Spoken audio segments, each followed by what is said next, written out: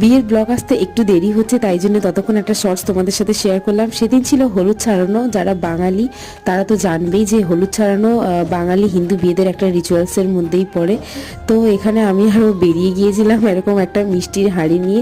এই দেখো সব বোনেরা, বৌদিরা, মানে কাকিমারা সবাই মিলে দাঁড়িয়ে আছে আমাদেরকে ওয়েলকাম জানানোর জন্য, কারণ বিয়ের পরে এই প্রথম আমি আবার আমার বাড়িতে এলাম।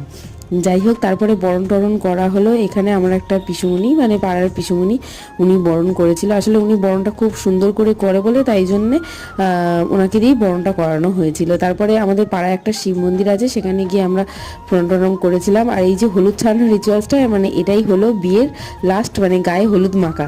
তো এইভাবেই নাকি হলুদ ছাড়ানো হয়। তারপরে এখানে সব খাওয়া দাওয়া করছিল। এই দেখো আমার সব বোন দিচ্ছিল, প্রচুর খাওয়া দাওয়া হয়েছিল, মানে এটাই একটা ছোটোখাটো বিয়ে বাড়ি হয়েছিল। তারপরে গিফট টিফট আনবক্সিং করেছিলাম। আজ ভিডিওটা এই পর্যন্ত, দেখাচ্ছে নেক্সট ভিডিওতে খুব তাড়াতাড়ি। Tata, bye bye.